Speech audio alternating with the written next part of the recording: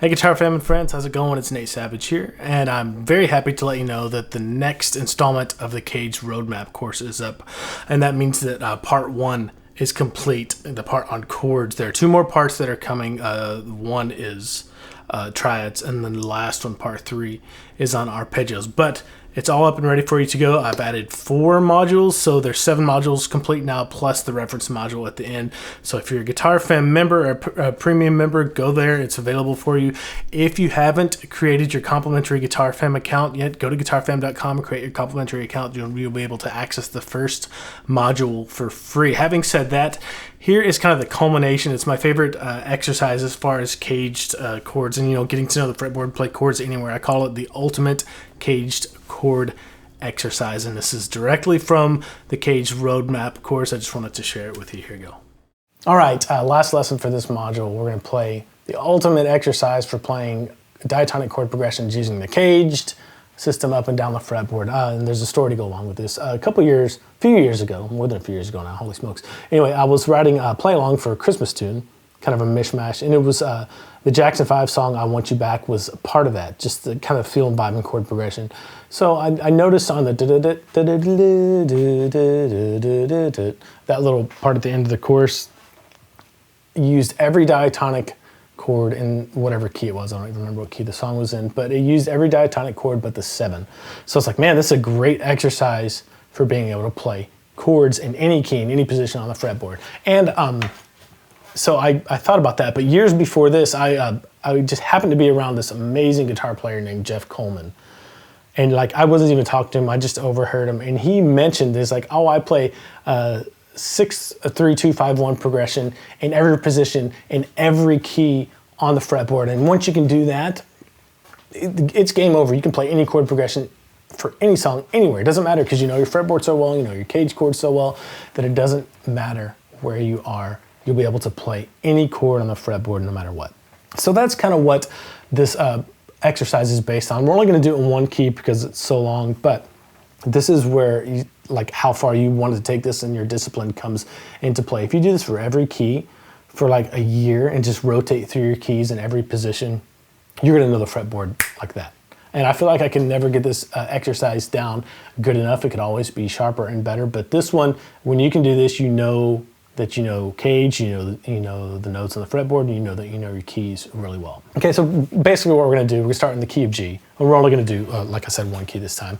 But the chord progression is 6, 3, 4, 1, 2, 5, 1. So in the key of G major, it'd be 6 is an E minor, 3 is a B minor, 4 is a C, 1 is a G, 2 is an A minor, D is the 5, 1. And you hear that.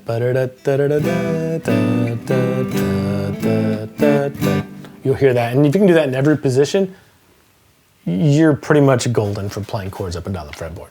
All right, again, so we're going to be in the key of G major for this, and the progression is 6, 3, 4, 1, 2, 5, 1. So what are those chords in the key of G? A 6 is going to be an E minor. A 3 is going to be a B minor. A 4 will be a C. 1 is a G, of course. 2, A minor. 5 is a D. And then a G. Back to the 1. Okay, so what we're going to do, I'm just going to go get our home bass for each position G, right? Any G one's fine. And then just walk through that progression with me. 6 is E minor.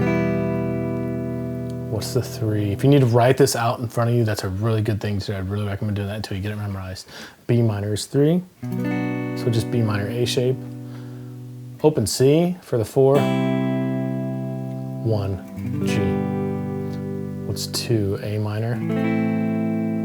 5 is a D. 1 is a G. Now on the original recording, it's pretty fast. And if you can do that quick in every position, I'd say you have all of the chords memorized, at least in G, or at least in each position, generally speaking, down really well. So do that one more time. 6 is E minor. 3 is a B minor. C is a 4. G is a 1. to A minor, 5, 1, that's a G. Okay, and the jam track we're doing for this is not that fast. It's not as fast as I just played this thing right here. It's more of a one measure for each chord type of thing, so that's what we'll be doing for that. Anyway, next position up is a G using an E shape, so that's our home base. So we have to find all these chords in the key of G based on what's closest to this G as a starting point. So a G as our one chord, just to set things up. Closest to E minor is the D minor shape. You can do this little partial. So E minor with the D minor shape, and then this B minor using the A minor shape. Now where's the closest C from here? I'm going to use this A bar chord shape for my C. Leave that bar where it is and just shift over to a G major bar chord using the E shape. And then where's a 2? I need an A minor. Closest to I see here is an A minor using the G minor shape. And then 5 is a D major, so I'm just going to use a C major shape to play my D, and then back to a 1. Okay. Let's do that again. 6 is an E minor using a D minor shape. Okay. Next is a B minor. 3. A minor shape. Move up to a C major. 4 using the A major shape. Then a 1. A G major using the E shape. 2. A minor with the G minor shape. And 5 is a D. So closest D I have is the C shape. Just gonna do the partial. And then 1. So if you need to stop the video here and work at this on that position, that's cool. That's a good time to do that. All right, next shape up is a D shape for our G. So that's our starting point. Now we just have to fill in the blanks around this home base right here, this kind of performance position. Okay, so where is your 6? The closest 6 here that I see is this E minor using the C minor shape. So 6, E minor, C minor shape. Then our B minor, I can use a G minor shape. Then I can scoot up 1 fret to play a C with the G shape. And then back to a 1. G with the D shape. And now my index finger is already here on this bar on the 5th fret, so I can just plug in an E minor shape to play my A minor, my 2. Then leave my bar where it is on the 5th fret to play a 5, a D major shape with an A chord. Then back to 1. Okay, let's do that again. G with a D, E minor with the C minor shape, B minor, 3 with a G minor shape, scoot that up, make it major, just play a C with a G shape, back to my 1, G with a D. 2, A minor with the E minor shape, bar still on the 5th fret there. Leave that bar there, play a 5, D major chord with the A shape, and back to 1. Okay, again, stop this here if you need to work on that position. All right, next shape up is a C shape for our G. So think about the shape, just playing the partial. Okay, so where is an E minor from here? Well, I can leave my bar here, play E minor with an A minor shape. Okay, where is 6? Leave the bar there, play an E minor shape to play a B minor. I could scoot up 1 fret, make it major to play a C major with an E shape, back to a 1. And for that, I just saw that G right there on the B string on the 8th fret. And now all I need is a 2. How can I play an A minor? I can use the D shape to play an A minor. There's an A right there in the 10th fret of the B string. Then 5, what I can do, I'll leave kind of my bar where it is, and use a G shape to play a D major, and then back to a G using the C shape. Okay, so let's do that again. G with the C shape, partial. Now we can go. And check this out. All I have to do to make this minor, leave everything where it is, just put your pinky down to make it a minor chord, a 6 E minor, A minor shape. Now we need a B minor, leave your bar where it is, use the E minor shape to make that B minor chord. Leave your bar up 1 fret, make it major, E major shape to play a C major chord, 4. Back to the 1 chord, G with a C shape. And then now we need a 2, which you can use the this D minor shape to play A minor chord. And think about that A right there on the B string, 10th fret, and 5. Leave your bar where it is. Switch to a G shape to play a D major chord. D right there on the 10th fret, the high A string, and then back to 1. C shape. Okay, next chord shape up is an A chord shape for our 1 chord for our G. So that's our home bass. Start there. Now we need an E minor. I can use a G minor shape for our E minor. Nearest B that I see is this D minor shape. You can do the partial here too if you want. Okay, and then a C, closest C from here that I see is a D shape. Back to a G using the A shape. Now I need an A minor, closest one that I see is our C shape, C minor shape for A minor. Then a 5 is a D major with a E shape. Then a 1, back to a G, okay? Do that again, G with an A, E minor with a G minor, B minor with a D minor shape, C major with a D major shape, back to 1, G with an A shape, 2 is an A minor with a C shape, 5 is a D with an E shape, back to 1. Okay.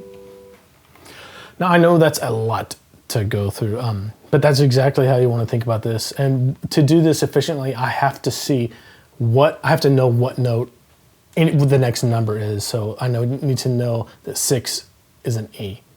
And then I need to know my fretboard well enough to wherever I'm set up that I can find the nearest E and then build the chord out from there, E minor, using the G minor shape example with my hands here. All right, G to E minor, B minor, C, G, 2, 5, 1.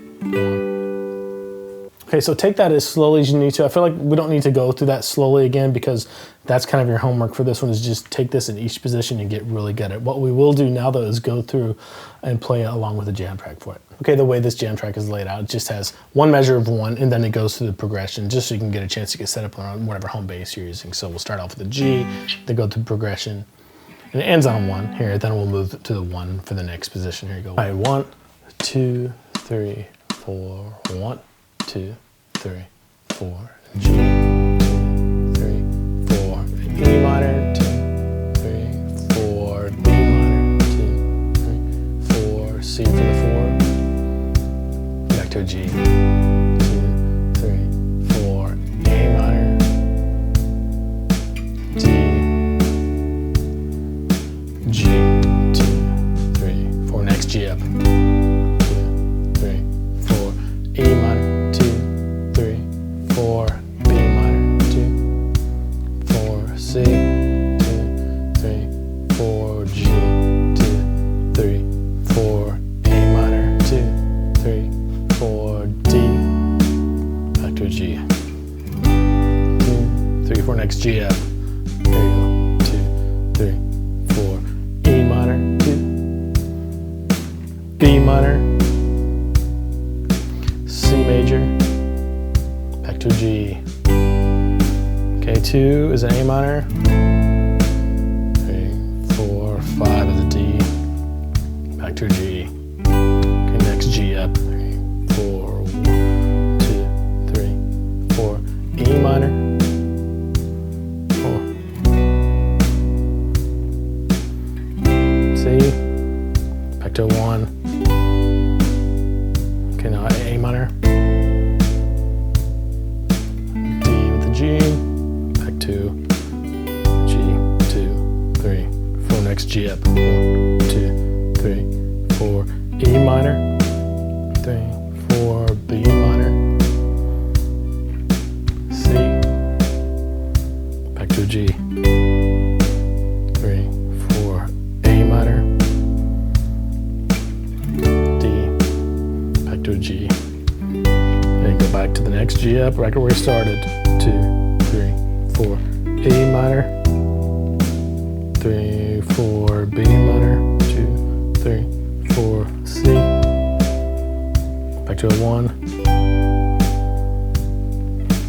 A minor, D, G. Okay. All right, that is a beast of an exercise, especially when you start rotating through keys. So you might want to do one key every day. You might want to do one key every week or two. But like next, just pick another random key. You could do B flat next. Do that same chord progression, B flat in every position up and down the fretboard. The next week, pick a different key, maybe the key of A. Do it in every position up and down the fretboard.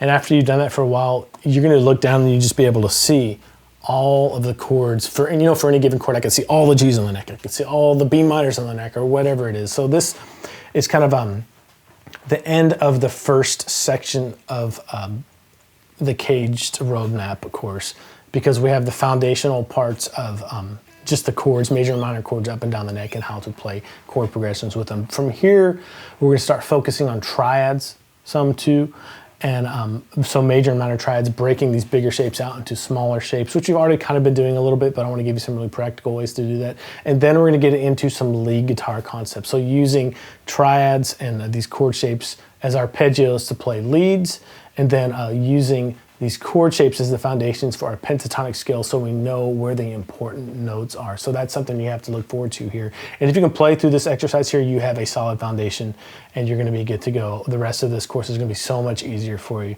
now that you've put in this work. I'll see you in the next module.